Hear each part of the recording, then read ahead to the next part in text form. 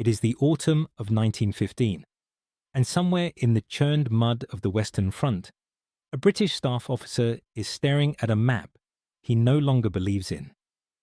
The lines drawn across it, the trenches, the wire, the fortified positions, represent a problem that has consumed the finest military minds in Europe for over a year, and nobody, not a single general or engineer or politician in London or Paris or Berlin, has found a convincing answer to it. The war that was supposed to end by Christmas has calcified into something monstrous and immovable, a continent-wide stalemate measured not in miles gained but in yards, not in victories but in the number of young men fed into the machine and never returned. And somewhere in the background of all this, in a drafty office far from the front, a small group of British engineers is arguing furiously about wheels. The machine they are arguing about does not yet exist. It exists only in sketches, in half-formed ideas, in the fevered correspondence between men who believe, against all available evidence, that the internal combustion engine might yet save the infantry from the machine gun. What they are imagining is something the world has never seen. A vehicle armored against rifle and machine gun fire, capable of crossing broken ground, crushing barbed wire, and carrying enough firepower to suppress an enemy position long enough for men on foot to reach it. They are imagining, in other words, the tank. But the tank they imagine is not the one history remembers. The tank they imagine has 10 wheels, 2 cannons mounted in sponsons on either side, and, in its earliest and most extraordinary incarnation, absolutely no steering whatsoever. This is the story of the Killen Straight tractor, the Triton trench crosser, and the machine that grew from both of them and was quietly forgotten almost the moment the war ended. It is a story about the peculiar British genius for solving the wrong problem brilliantly, and then solving the right problem even more brilliantly before anyone else noticed. It is a story about a vehicle so strange, so improvised, so magnificently impractical in certain respects, that military historians have spent decades arguing about whether it should be called a tank at all. And it is a story that begins, as so many British stories do, with a committee. By the summer of 1915, the problem facing the British Expeditionary Force was not courage. British soldiers had demonstrated extraordinary courage at Mons, at Ypres, at Loos, and it had made almost no difference whatsoever. The problem was geometry and engineering. A defending force equipped with machine guns and sighted in prepared trenches could annihilate an attacking force many times its size before that force had crossed open ground. The mathematics were brutal and simple. A single Maxim gun could fire roughly 500 rounds per minute. A man walking across no man's land covered perhaps 70 meters per minute on a good day, over flat ground, without wire or shell craters. The arithmetic of that equation wrote itself in casualties so catastrophic that entire battalions effectively ceased to exist between dawn and mid-morning. The solutions tried thus far had failed in different and instructive ways. Artillery bombardment, which was supposed to destroy the wire and suppress the defenders before an attack, frequently did neither. The wire was resilient, and the defenders simply sheltered in their dugouts until the barrage lifted, then emerged to man their guns precisely as the attacking infantry reached the open ground in front of the trench. Sheer weight of numbers had been tried. It did not help. Flanking movements, tunneling, poison gas. Each approach offered partial solutions and generated its own new problems. What was needed was something that could cross wire without cutting it, absorb machine gun fire without stopping, and deliver suppressing firepower at close range while moving. What was needed was armor on tracks, or possibly on wheels, or possibly on something else entirely. And the question of which of these options was practical occupied a remarkable number of brilliant people for a great deal of 1915. The Land Ships Committee, established in February 1915 under the unlikely chairmanship of Eustace Tennyson Danecourt, Director of Naval Construction, was the body charged with answering this question. It is worth pausing on that detail. The Director of Naval Construction.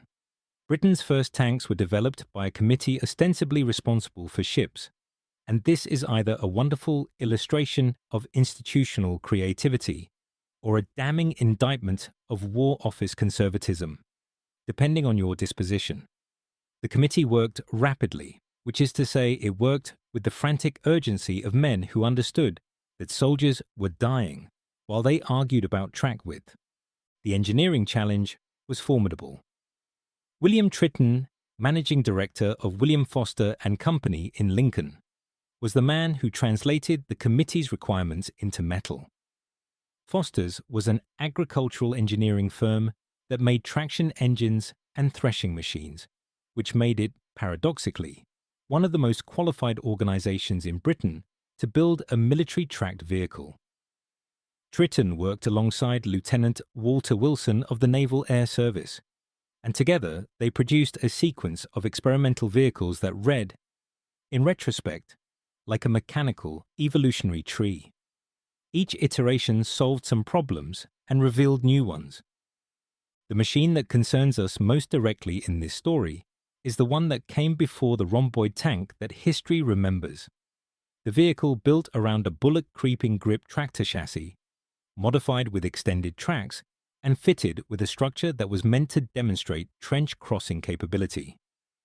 This machine, sometimes referred to in contemporary documents as Number 1 Lincoln Machine, and built in August and September 1915, had tracks that proved inadequate. They broke, they shed. They demonstrated with considerable enthusiasm that American agricultural track design was not equal to the demands being placed upon it. Tritton redesigned the track links from scratch, producing pressed steel links with cast-in guides, and in doing so invented the basic template for tank tracks that would persist for decades. But before the rhomboid hull was settled upon, there was a period of genuine uncertainty about how a fighting vehicle should be shaped, and it is in this period that the wheeled alternatives flourished. The concept of a large wheeled fighting vehicle, something resembling an armored car but dramatically larger and more capable, had genuine advocates. Wheeled vehicles were mechanically simpler, easier to maintain, capable of higher road speeds, and far less likely to throw a track at a critical moment. The argument for wheels was not absurd. It was, in certain respects, quite sensible. The argument against wheels was that wheels, even very large ones, could not cross a trench of any meaningful width, could not climb a parapet, and sank catastrophically in the kind of ground that characterized the Western Front after artillery had finished with it. The compromise position, and this is where the story becomes genuinely peculiar, was to build a vehicle that used wheels not as its primary means of propulsion, but as a steering mechanism. The early rhomboid tank designs, including what would become known as Mother, the prototype, from which all subsequent British heavy tanks descended, were fitted at the rear with two large steering wheels mounted on a trailing frame. These wheels were intended to make the vehicle turn, while the tracks provided propulsion and obstacle crossing capability. The arrangement was, in theory, elegant. In practice, the steering wheels were largely useless in anything but the most benign terrain conditions. They dug in. They broke. On soft ground, they contributed almost nothing. And yet they remained on the design for longer than strict engineering logic would suggest, because removing them meant solving the problem of how to steer a tracked vehicle by other means, which was a problem not yet fully solved. The vehicle that emerges from this evolutionary chaos, the one with 10 wheels in the sense that matters for our purposes, is the result of a design process that was simultaneously brilliant and chaotic. The track assemblies on the early rhomboid tanks incorporated multiple road wheels as part of their internal structure. Wheels that the vehicle rode upon internally, rather than presenting to the ground directly. Combined with the external steering wheels at the rear, and the various rollers and return wheels visible along the top of the track frame, early observers and testers were confronted with a machine whose wheel count depended significantly on how you chose to count. Journalists and officials describing it to audiences unfamiliar with tracked vehicles reached naturally for the vocabulary of wheels, because wheels were what people understood, and because the thing genuinely had a great many of them doing various jobs. If you are finding this interesting, a quick subscribe helps more than you know. The two cannons, the 6-pounders mounted in the side sponsons of the mail tank variants, are perhaps the most immediately dramatic feature of the design, and they were the result of a very specific tactical requirement. The machine gun, as a defensive weapon, was formidable at longer ranges. At close range, inside a trench system, it was less dominant, because the angles required to depress a machine gun barrel sufficiently to engage targets in a trench directly below were difficult to achieve. What was needed at close range inside a trench was something with a larger explosive effect, something that could destroy a machine gun nest, breach a sandbag position, or suppress a fortified emplacement at ranges of 50 to 200 meters. The 6-pounder naval gun, adapted for tank use, weighed roughly 500 kilograms and fired a shell of approximately 2.7 kilograms. In a mail tank, two of these weapons were mounted in armored sponsons projecting from each side of the hull, giving the vehicle the ability to engage targets to its left or right without needing to turn the entire machine, which, given the difficulties of steering, was an important practical advantage. The female variants, by contrast, carried machine guns rather than 6-pounders, and were intended to provide suppressing fire against enemy infantry rather than to destroy fortified positions. The tactical doctrine imagined males and females working in pairs, each covering the other's weaknesses, a kind of mechanical combined arms approach that anticipated by decades the more sophisticated combined arms doctrines of later armored warfare. The vehicles entered operational service on September 15, 1916, at the Battle of Flers-Courcelette, and the accounts of that first deployment are a mixture of the extraordinary and the humbling. Of the 49 tanks made available for the attack, only 32 reached their starting positions. Of those, roughly half broke down or became ditch before or during the advance.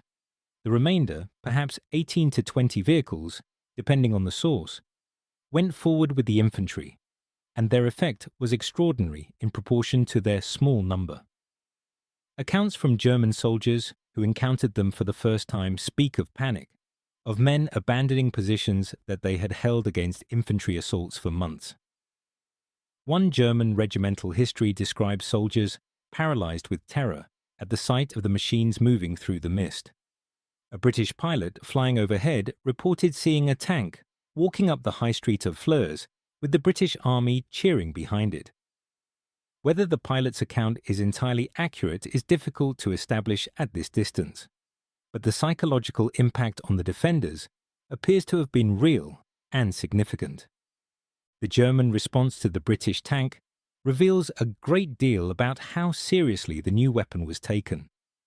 The Germans had been aware, through intelligence, that the British were developing some form of armoured vehicle, but the specifics had remained obscure enough that their defensive preparations were inadequate. After Flers-Courcelette, the German army began its own armoured vehicle program with considerable urgency.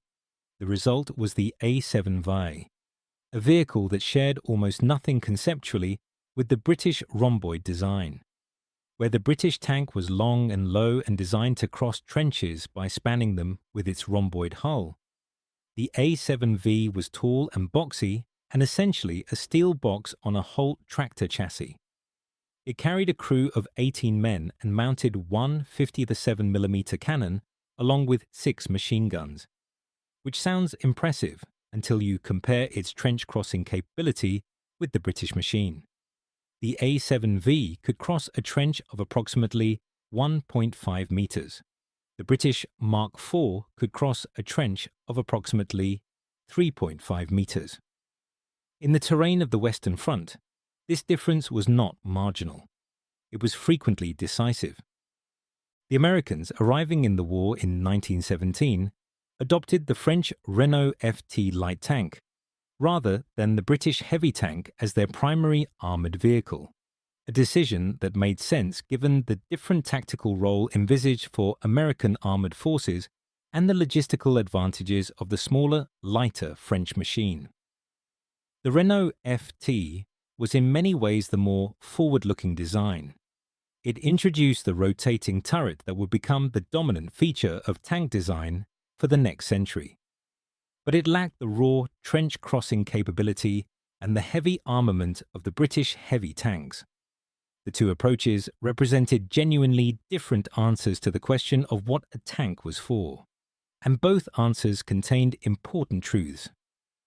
The legacy of these early British tanks is difficult to assess cleanly, because it operates on multiple levels simultaneously. In purely material terms, the tanks of the First World War were not war winners by themselves. They broke down too frequently, moved too slowly, were too vulnerable to artillery, and were produced in too small numbers to be decisive on their own. By the standards of what armoured vehicles would become in the Second World War, they were primitive to the point of absurdity. The crews operated in conditions of extraordinary discomfort. Heat inside the vehicle regularly exceeded 50 degrees Celsius. Carbon monoxide from the engine created a constant risk of incapacitation. Communication between crew members required physical contact or shouting, and the armour that protected them from small arms fire offered no protection whatsoever against a direct artillery hit. And yet, the psychological impact was real and documented, and the conceptual breakthrough they represented was enormous. The tank demonstrated conclusively and permanently that armoured mechanical force could cross ground that infantry could not. That demonstration changed every subsequent calculation about how wars might be fought. The German army absorbed the lesson more thoroughly than anyone, and the Blitzkrieg doctrine of 1939 and 1940 was, in a very meaningful sense, the mature expression of ideas first demonstrated in embryonic form at Flers-Courcelette in September 1916. Surviving examples of the early British tanks can be seen at the Tank Museum at Bovington in Dorset, where a Mark I and several later Marks are preserved. The Bovington collection is, without question, the finest collection of armoured fighting vehicles in the world, and seeing these machines in person, understanding their scale, their weight, the claustrophobic geometry of their interiors, is a corrective to the tendency to treat them as abstractions. They are enormous. They are brutally simple in construction, and they carry about them, even at rest, a quality of absolute purposefulness that makes it very easy to understand why. When they first appeared moving through the early morning mist of a September day in 1916, men who had been holding their positions for months simply ran. Return then to that drafty office, to the arguments about wheels and tracks and steering, to the men who were trying to imagine a machine that did not yet exist and couldn't yet be described in any vocabulary anyone possessed. What they built in the end was imperfect. It broke down, it overheated, it ditched in soft ground and threw its tracks on hard ground, and was almost impossible to steer with any precision, and offered its crew a working environment somewhere between a blacksmith's forge and a submarine. It had too many wheels for some purposes and not enough for others, and its steering system was a compromise that satisfied no one entirely and worked reliably for almost no one at all. What it also did was cross ground that nothing else could cross, absorb fire that would have destroyed anything without armour, and delivered 2 6-pounder cannons to within 50 meters of a position that had been killing men from 200 meters away for a year. It did this slowly and unreliably, and at enormous logistical cost, and it terrified the people it was pointed at in a way that no purely statistical account of its capabilities can fully explain. It was ugly and it was extraordinary, and it changed, permanently and irrevocably, the way human beings thought about fighting on land. The forgotten British tank with 10 wheels and 2 cannons, and no steering worthy of the name, was not, in the end, forgotten because it failed. It was forgotten because it succeeded well enough to be replaced by something better, and because the something better cast such a long shadow forward into the century that the strange, improvised, magnificent machine that came first was obscured beneath it. But the obscured thing was there. It crawled through the mud of Flers on a September morning in 1916, and the world it left behind it was not the same as the world it had entered. That is what the committee in the drafty office built, arguing about wheels. That is what Britain, at its most inventive and most desperate, produced. A machine that should not have worked, pointed at a problem that could not be solved, and told to get on with it. It got on with it.